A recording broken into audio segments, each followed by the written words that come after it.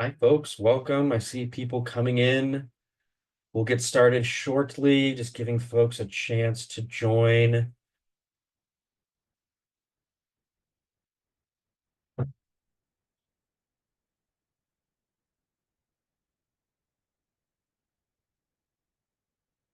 Welcome.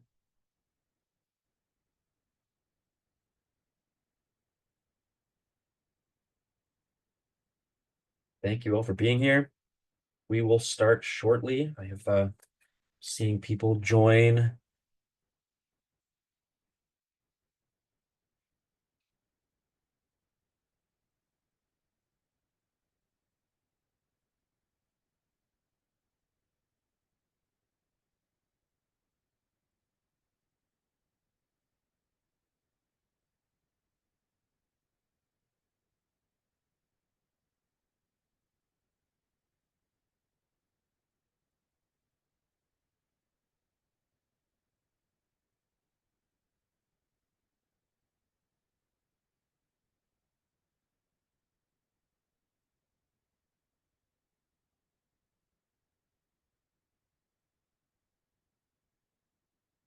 All right.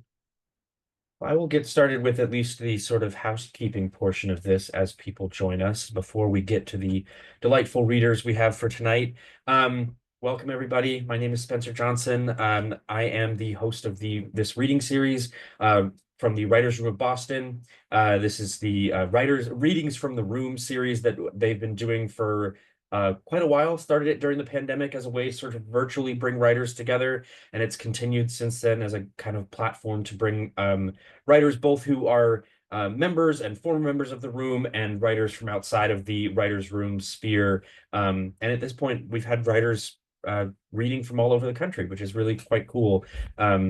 To be able to bring people together in this way to celebrate writers and writing.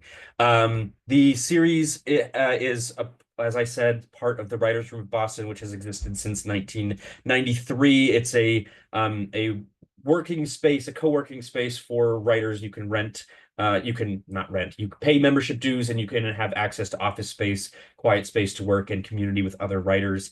The Writers Room relies on the support of not just their members, but also of grants from Mass Cultural Council and Boston Cultural Council, as well as donations from anybody who likes to support the arts and writers. I will post our URL in the chat so you can visit our website if you'd like to know more about either joining as a member or just supporting the work that we do, because it is a very cool thing that we get to provide for everybody, and especially writers having a space outside of their home and work to have dedicated to writing is a really valuable thing. Tonight, we have two fabulous readers for you. We have Kandikuppa and Jake Hargrove. I'm really excited to have both of them join us this evening. And I will first introduce Kandikuppa, who will be our first reader for this evening. Anu has worked as an engineer, software developer, and economics consultant, and most recently as a principal. Her debut collection of short stories, The Confines, came out this year from Veliz Books. I'm very happy to have her with us. Take it away, Anu. All right. Hi, everyone. Spencer, thanks so much for the introduction you just did. And thanks so much for being here tonight. I was a member of the Writers' Room a while back for 2 years, and it was really productive time for me. So I'm happy to be here this evening. I'm going to read a story from my collection, The Confines, which is just out from Release Books, as Spencer just said. And that's an indie press. And the stories are all about people navigating different kinds of cultural and social constraints, and fun stuff like that. So the story I'll read tonight is called Notes on an Affair. And it's about a woman who falls desperately in love with someone, but cannot act on it because it's just not allowed in the society in which she lives. So before I start, I hope that everyone can actually hear me. If not, I'm sure you'll let me know. So, Notes on an Affair. In the mid-90s, I left my hometown for the first time and went to Bangalore, as it was known then, to work for an electronics company. Oh, and I should actually say that I don't mind saying that the story is a little bit autobiographical. Um, Over 3 years, I received 2 promotions, volunteered to design a touchless bathroom faucet, learned to drive, bought a Maruti, a snub-nosed little button of a car, yes, but a car, and fell madly, colossally in love. I met R one chilly morning outside the company gates, a week after I arrived in Bangalore. My cohort of engineers, 3 girls and 40 boys, was going to visit a factory in Mysore. We would stay overnight and return the following evening. I'd been feeling unbearably excited since I'd come to Bangalore. So many things had happened to put me in a daze, leaving my hometown, living away from my mother, earning money, and now this overnight trip with the boys. I waited with the other girls, Aarti and Mala, hugging myself for warmth.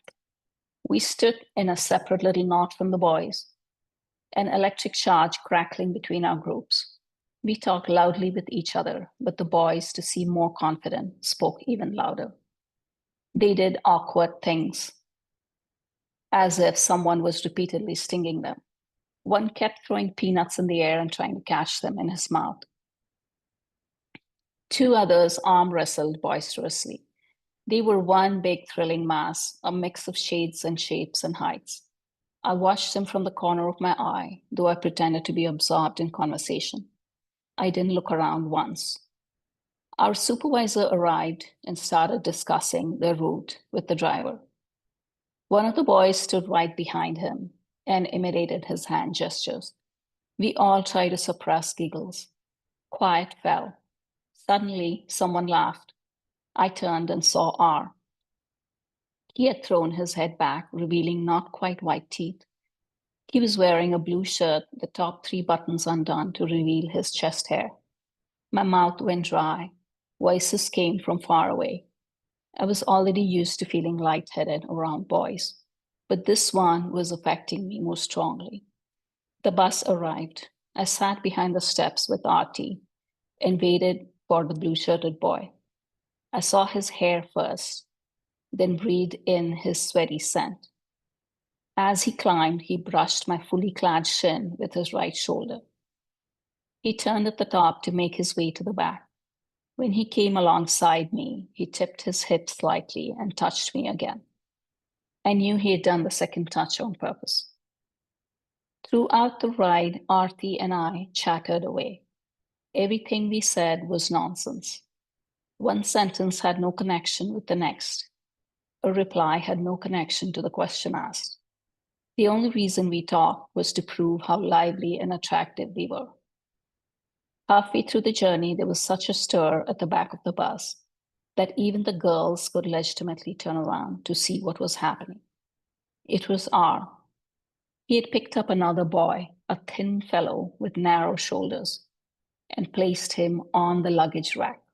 Yes, on top of the luggage rack. Everyone roared with laughter. I pinned my eyes not on the boy squirming on the rack, but on R. He was laughing again, his eyes screwed up. I couldn't tell whether he was looking at me. He laughed in big bursts. Aha, aha. I was sure he had caused the commotion to get my attention. I already loved how his eyes shut when he laughed. What he thought funny was funny. What he wore was good. When we reached Mysore, I fiddled with my clothes and bag for ages and finally got off the bus to find him waiting for me, one broad, fleshy hand stretched out. He had not offered a hand to Aarti or Mala.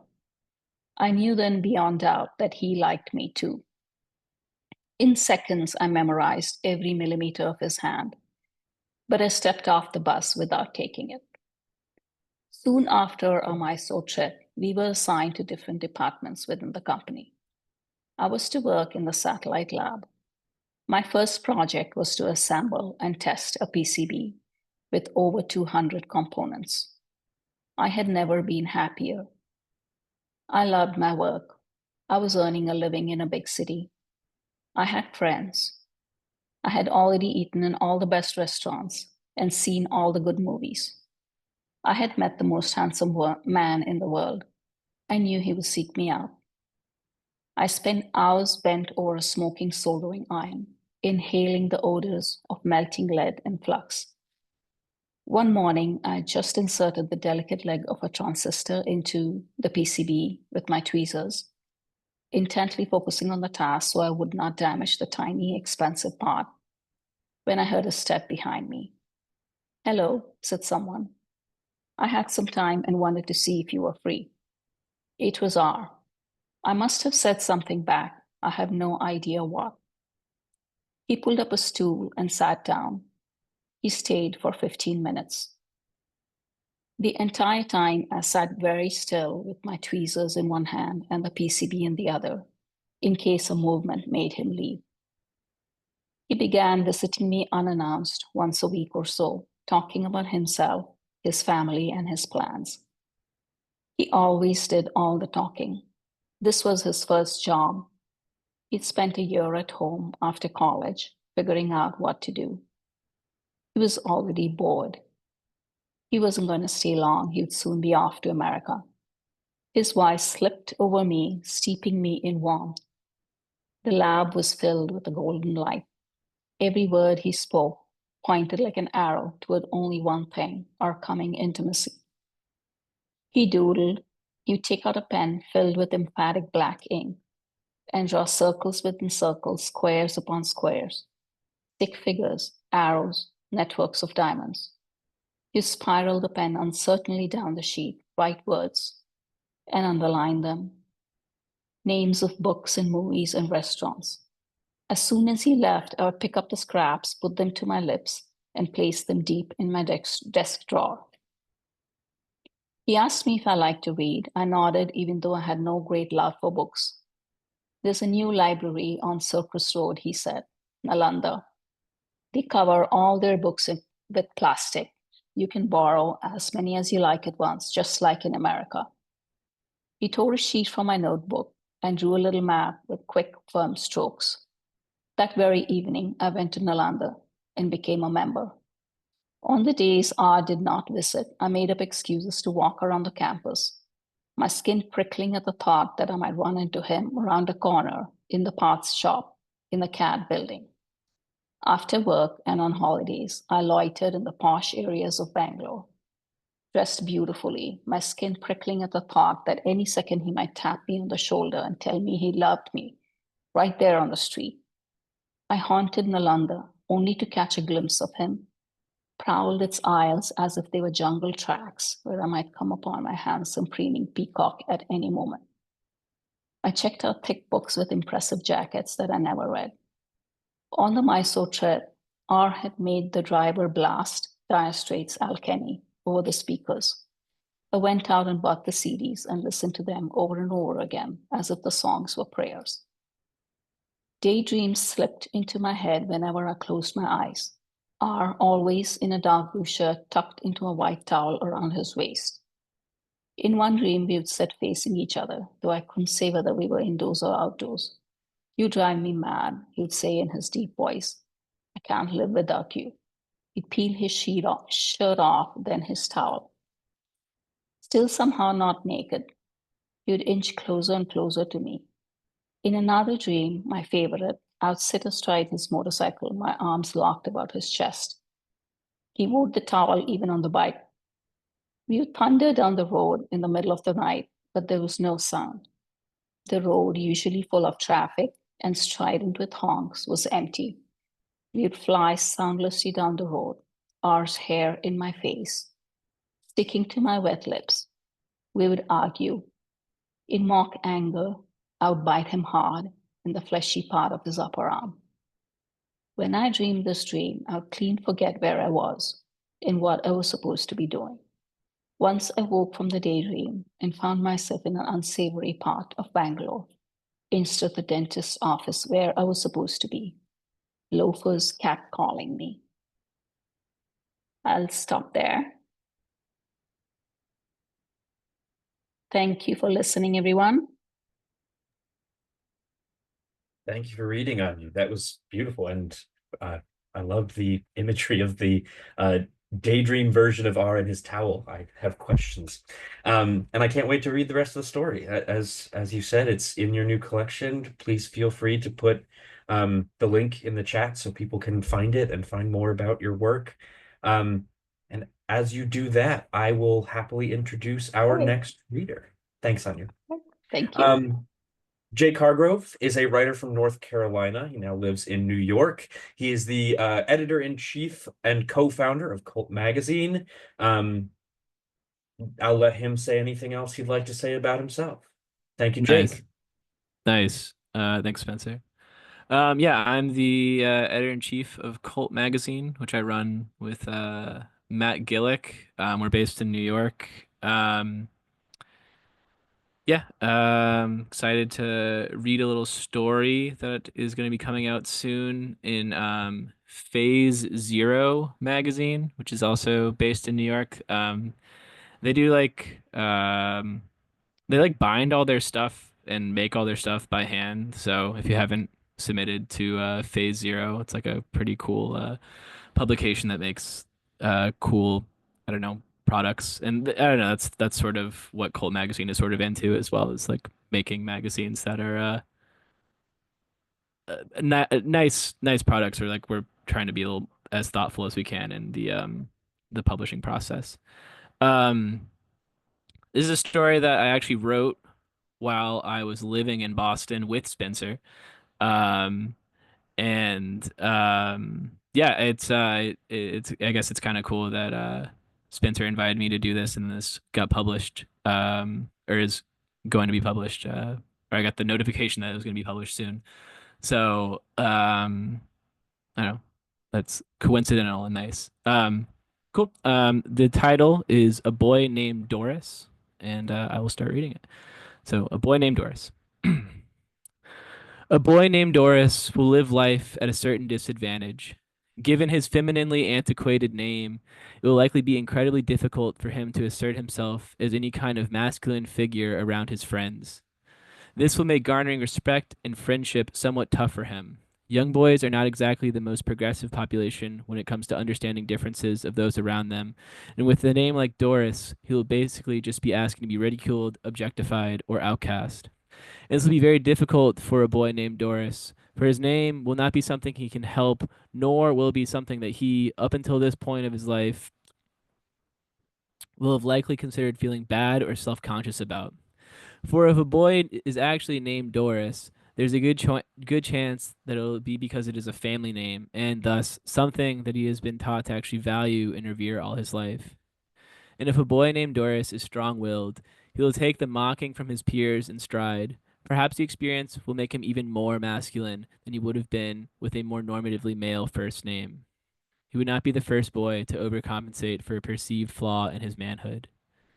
But even if a boy named Doris grows a bit older and becomes a bit manlier, a bit less boyish, perhaps he starts lifting weights, hunting, or dedicates his life to having wild sex with a large number of women, he will still likely be aware of some fundamental difference in himself that his name is somehow solely responsible for.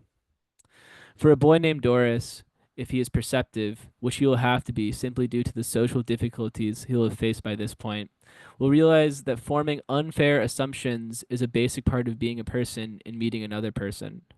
One can only comprehend so much at a time. Thus, one has to latch on to what is most noticeable or distinct upon meeting a person and use it as an anchor to one's further understanding of another. A boy named Doris will realize that he is not much different in this regard from a boy named John who has a large nose, a boy named Alex who is somewhat overweight, or even a girl named Vanessa who cannot pronounce her R's properly. These things do not define them, but they are, nonetheless, a part of them, and given their noticeability, work in a definitional way, at least when first getting to know someone. And this might provide a boy named Doris a momentary respite, for it will likely be the first time in a good long while that he feels on common ground with his peers. He might walk about with a certain gracefulness and lightness, at least for a short period of time, thinking that he is no different from anyone else. And this will be good, but this will also likely be very brief. For a boy named Doris, who at this point will have developed some rather extensive skills for self examination through his childhood and adolescence, it will not take long to realize that despite the truth of the matter that everyone lives with these divides he sees between himself and the rest of the world, created by rather hapless and random features of circumstance, it is seemingly only him that is so deeply upset about it. Vanessa, with the bad R's, still gets up and speaks in front of the class without hesitation. Overweight Alex still finds the confidence in himself to flirt with the prettiest girl in class, Stacy. In this, his self-consciousness on the matter itself is the issue. For a boy named Doris, May realized that the isolation he has felt for much of his life, which up until this point he has attributed to an external facet of his being, i.e., his name being Doris, and the external world's reaction to it, in fact, has been produced by much more internal mechanisms than he has previously realized. No one can make you feel isolated. That comes from inside. This could very easily become a burden for a boy named Doris, for this is an incredibly difficult thought to unthink. A boy named Doris might see it begin to texture nearly every relationship he holds, and the isolation that this thought brings might transform into something much more acute and disconcerting. For unlike before, his perceived isolation will not be due to external forces. It will not be due to a world unfairly judging him for his absurd name, but rather, it will be because of forces going on within himself that he seemingly cannot help. It will begin to seem like something that'll be more or less impossible to fix. A boy named Doris may do everything he can to avoid facing this truth, but the more a boy named Doris might attempt to free himself of this burden, perhaps the further entrenched he will find himself in it. The more he tries to move on and forget about it, the less he might find himself able to do so. For moving on, a boy named Doris may realize is simply a conscious act of denial. The truth of his existence that has burdened him so much will not be disproven or grappled with, but will simply be ignored. This means that it is truer than before, and this will likely make a boy named Doris feel incredibly weak and self-loathsome for his inability to get over such a trivial idea that seemingly everyone else is not bothered with in the slightest. But a boy named Doris will only be able to hate himself for so long.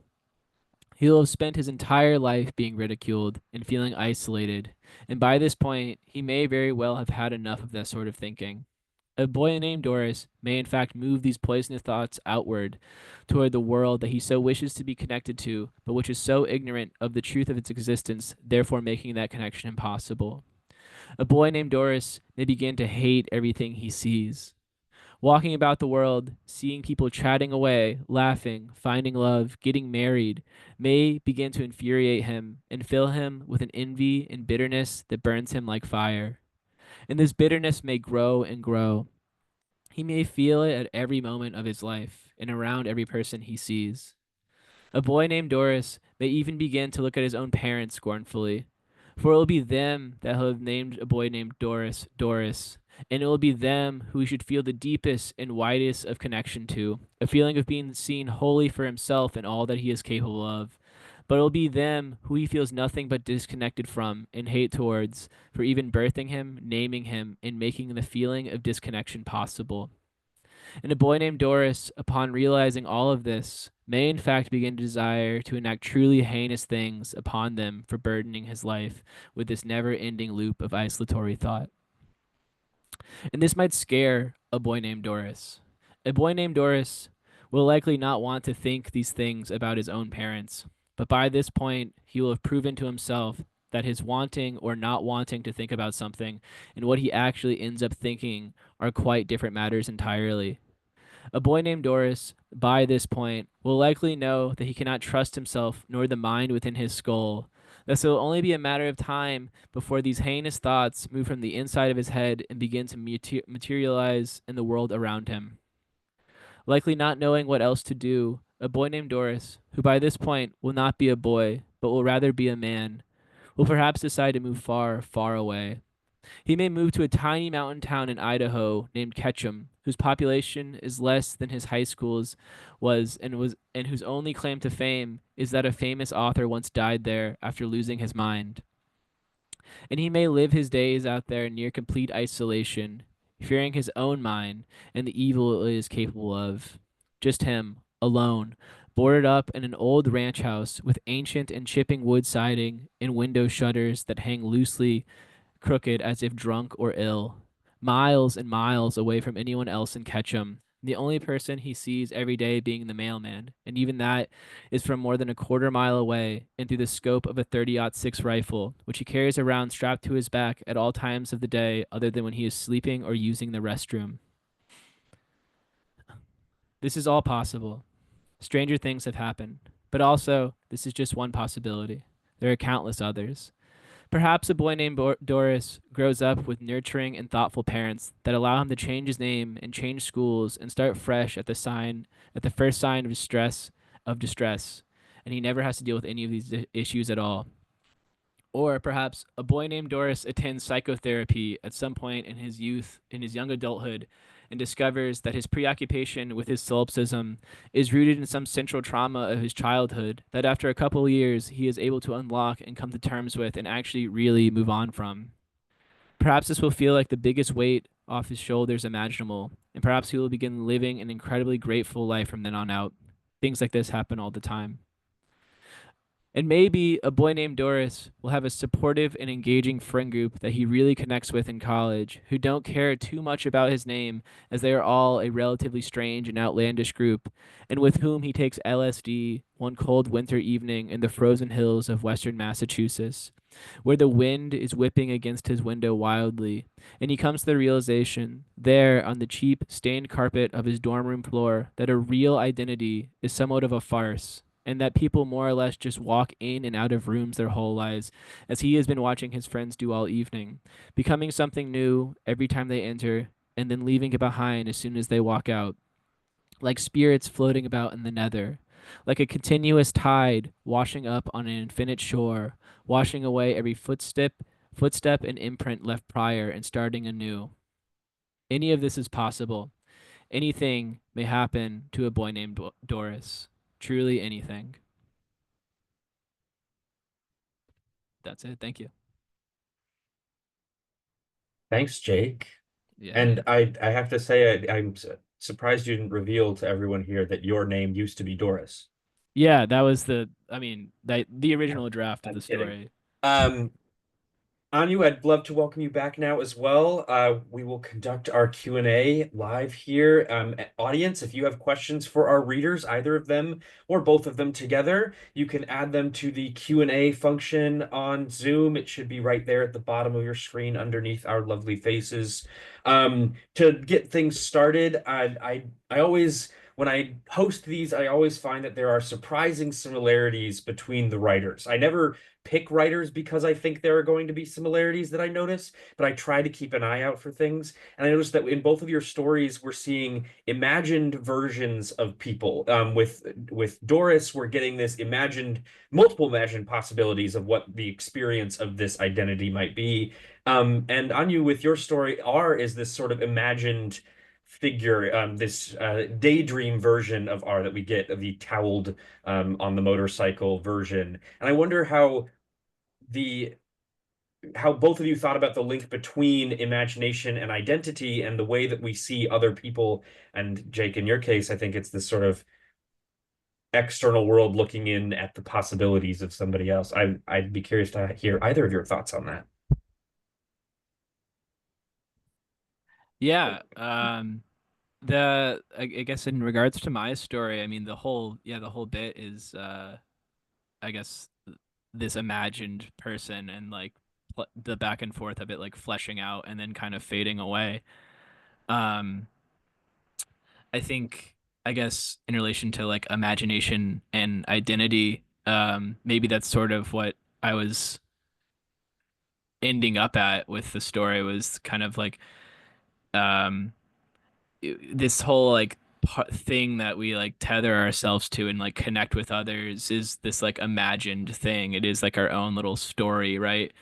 Um, and yeah, and in some regards, like it is like torturous that at all times you can feel that people around you are making up a story about you, and there is this identity that exists outside of you that is not yours and is not a story, but is your identity all the same, but and I guess the freedom is also connected to that of identity is that like, you feel however, I don't know, you imagine yourself to be. So I guess the I guess the push and pull of being both constrained and free by the illusion of identity and its link to imagination, I guess is at the heart of my story. Yeah.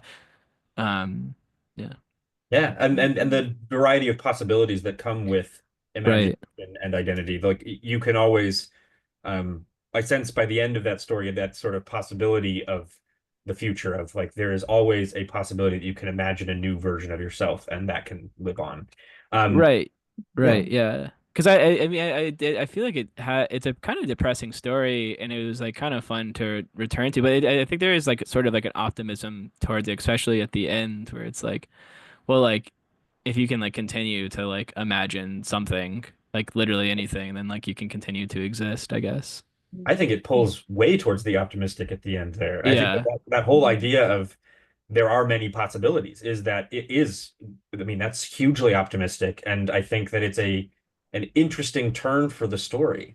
Um, but before I have a question Mhm. about the end of your story as well. But before we move on to any other questions, I'd love to hear about your idea of um, how this protagonist is imagining this version of R and uh I guess I imagine at some point, we didn't get to hear the end of the story, but imagine at some point the reality of him and the imagined version of him sort of collide in some way. Right. Yeah, so I think it's pretty interesting that Jake mentioned constraint because that's exactly what I was going to say. I think with when we face or when the character in this case faces a lot of constraints in her way as to what she would like to do, which is probably just go up to this guy and tell him exactly what she feels. But there are things that stop her from doing that, and that's when the thoughts come out in these daydreams. And yeah, those the daydreams are, I mean, they just wishful thinking, I guess, in a way. And what happens in the story is clearly that it doesn't work out the way she would like in those dreams. And so, I mean, in the end, the world around her wins. So it's not in that way a happy story, I guess. Yeah, yeah. Yeah. But I think, that I guess both of you come at it from your characters come at it from different perspectives. Your narrators are coming at it from different perspectives. The perspective for Jake being that sort of internal on the like the various things that we imagine other people are thinking about us and all those other elements that shape who we are because I don't know who this quote is actually attributed to, but the whole idea of uh we are not who we think we are. We're not who we think other people think we are, or we're not who other people think we are. We are who we think other people think we are, if in that very convoluted way. Yeah. And so there's no way to kind of pinpoint those identities either. Um, Right. and I like I think the it's idea of this imagined version of R too. Anyway, sorry. Go ahead, Jake. oh no, I think it's Einstein that said that. I feel like Einstein is often attributed that phrase, but I don't know that that's Oh, true. it's not actually him, dude. I I have a distinct memory of learning that that was not true at some point and not remembering who the actual person is, but regardless. That's kind of cool. Yeah, anyway, sorry. There is a question Mhm. here in chat from Heather Nelson. I'm curious about both of your literary influences, especially as it relates to these particular stories. I thought thought of some of my favorite writers while listening, but wondered if the two of you feel your work is informed by any other writers. And I always like to add to questions like this by any other artists, because it's not always just writers that inform our work, but I mean, Jake, the first thing that came to mind with your story was A Boy Named Sue by Johnny Cash. So like Right. there are I wonder if there are other influences as well beyond just the literary influences. Yeah. Uh, or I can. Do you want to go on now? Or I'll go. It's funny because like this story is a little older, so it's kind of funny to like think about what I was into at the time. Um, and for sure was reading a lot of David Foster Wallace at the time. This is like when I first got to grad school. And in the same way, I mean, I was really fixated on like isolation at the time. And I think Heather said something about Kafka in there as well. Um, and I guess I was reading a lot of stuff that had to do with like with isolation or with like solipsism more readily or more accurately. Um, and yeah,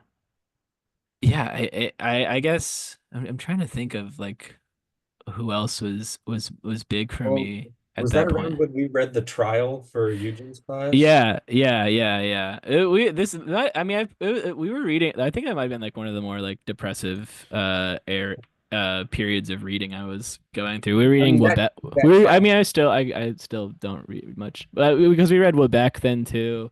Yeah. Um and yeah, but I don't know. I was I guess the big influence around then for me was kind of this idea of like being stuck in my own skull and like not being able to actually like this idea. I mean, I remember having like a really big panic attack like before I got to grad school, and it like materialized in this way that like I was stuck in my own head and everyone else was stuck in their own heads, and like there was never any way to actually like bridge the gap between those two things. Like we had to like there's no like actual tunnel that exists between heads. Like everyone is their own little isolated cave.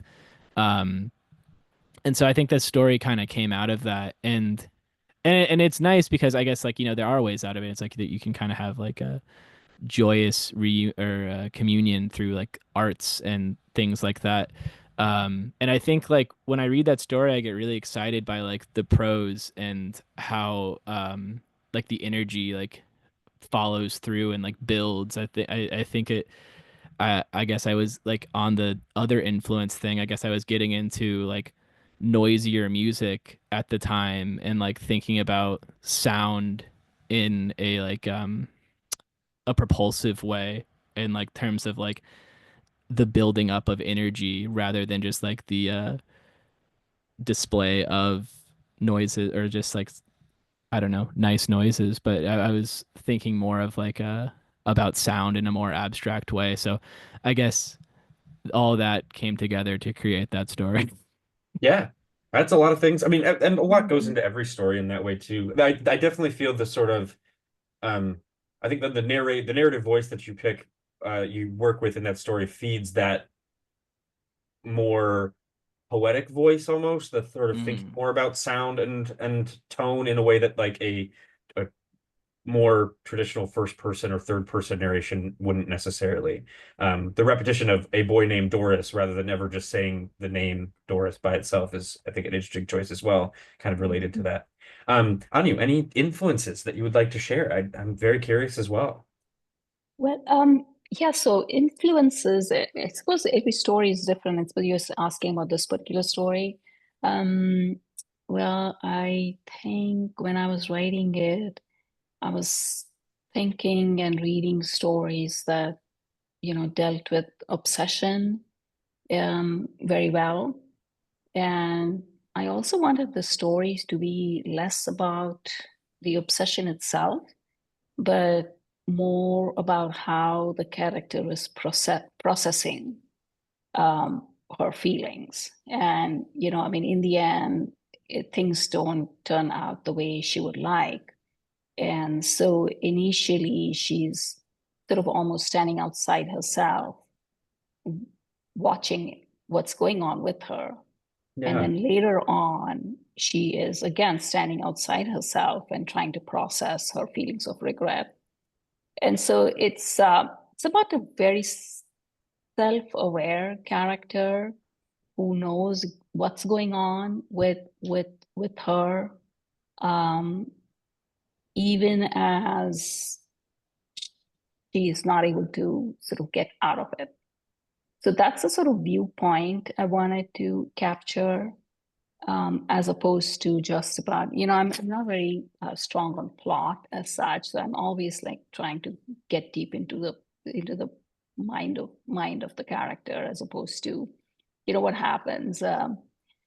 So I think so. The stories or the writer I was looking at specifically was two pieces. One is Bluets by Maggie Nelson.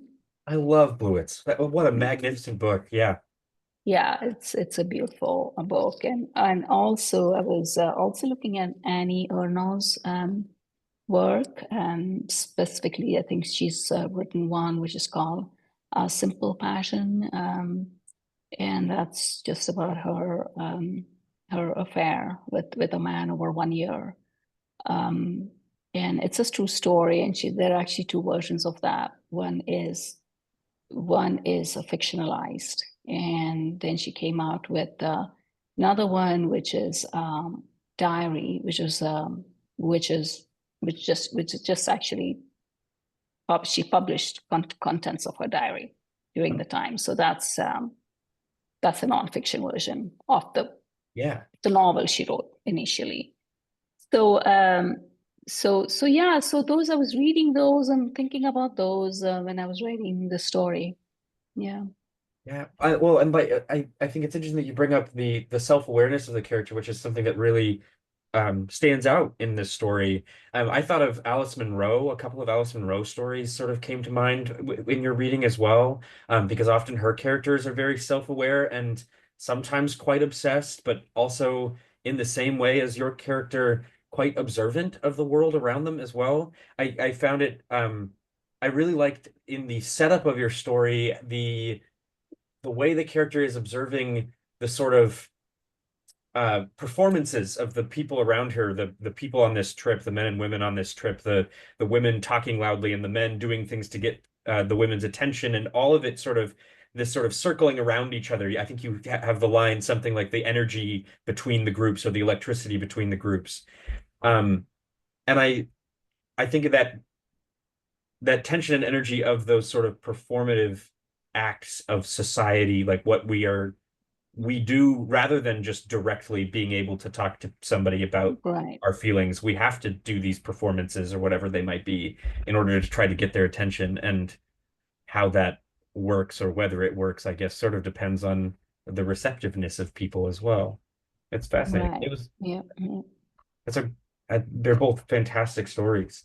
Um, yeah, I guess, I mean, Anu, I wanted to ask you as well about you mentioned as you started your reading that this is semi-autobiographical. There's autobiographical Right. influence here. Yeah. Yeah. And I wonder how much of like I'm not going to ask you to reveal how much of the actual experience is from the true story. I mean, it's better to leave those things a mystery, I find. But I more on the process level as a writer, how do you draw on personal experience? How does that come into your writing practice? How do you think about the process of turning real life into story life?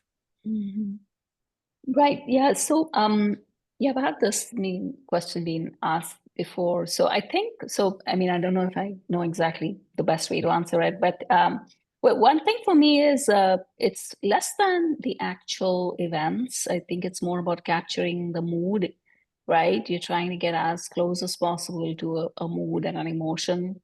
That's really what being autobiographical means to me. So, the feelings or the thoughts and feelings and, the state of mind at that time, caused by sort of similar incidents. And I mean, I grew up in a very conservative society, and where, boys and girls didn't really talk to each other.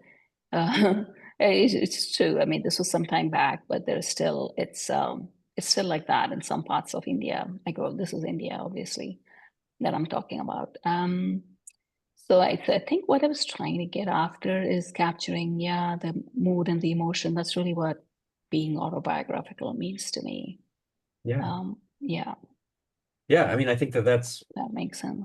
yeah, it absolutely makes sense. Those using the real emotion and real feeling of a place or a time or an experience um feeds into the depth of the story in a way too. I mean, when you can capture that, when that part is true, I think that often comes across very powerfully in a story.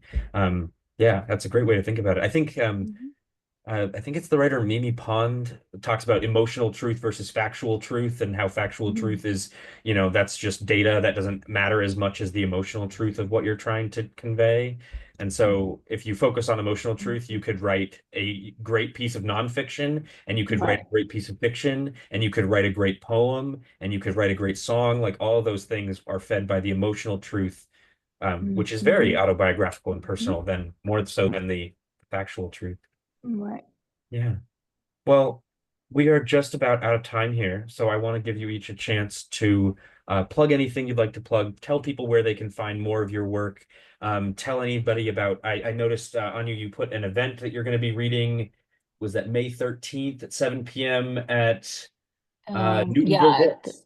right. Yeah. Yeah. Looking So forward to that. Yeah. yeah, It's with anything. Suzanne Byrne. I don't know if anybody knows her, but yeah, that should be fun. So if Okay. anybody's in Newton and is interested, Yeah, please I'm show nearby. up. I Would will love to see add you. it to my calendar. Anybody else? Things to plug? Where can we find more of your work? All that good stuff. Oh, yeah. Uh, Cult Magazine. You can find it at cultmag.net. Which, wait, does that go to everyone or just go to, let me just try this Yeah, again. it goes to everyone. That went to Oh, everyone? I think and so. Oh Jake, wait, was no. that the full story? Was that the complete That was story you read? that was the full story. It Um, was great. It was wonderful. I think that went to everybody. I don't know yeah. if yours went to everybody, but that And should. then that story is gonna be up at Phase Zero. I just pulled up their website So so you I can can find, copy and yeah, paste you that can for link you. them. If you want to read more of my stuff, that's at ceramichorses.com, I think. Ceramic dash horses, dude. They're trying to charge me a bunch of money for straight up ceramic horses. Ceramichorses.com is kind of where I'm starting to post all my stuff. That's out there, or stuff that I don't know, trying to get out there or messing with. So sometimes it'll just be stuff that um I'm dropping on there. We also, I mean, there's a bunch of stuff going on at Cult. We run a podcast.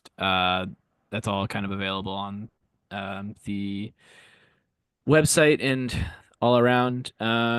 Yeah, that's those are the big things for me right now. But yeah, check out Cult, check out Phase Zero, and check out the rest of my stuff at Ceramic Courses. Thank you. Yeah. Okay.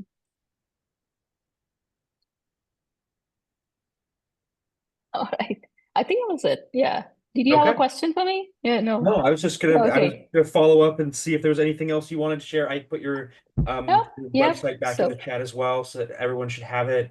Um, yeah. Thank you Yeah, again, it's both of all there you. on the website. Yeah. This has been a wonderful evening of stories. I love short fiction always, and so it was great listening to both your stories and getting to ask you some questions about them. Please find these writers, look at more of what they've done. If you are interested in finding more about the Writers Room of Boston, writersroomofboston.org. We have other events coming up. The summer is a lively time, so take a look at the website there. If there are people you know who would have loved to have been at this reading but couldn't make it, we will be posting a recording of the reading on YouTube. I will share that with both of our writers, and it will also go up on our website so they can share out as well. With that, it is all that is left for me to do is to thank you once again and say our next reading from the room will be on May 27th, Tuesday, May 27th at 7 p.m. More information to come about that. Thank you all once again for being here. This was wonderful. Awesome. Thank you so much, Yeah. Spencer. Thank you. Thank you for the wonderful discussion. Thank you. Yeah. Yeah. Thank you so much. Great. Bye, Thank you. everybody. Bye. Take care. Bye, guys. Bye. Bye.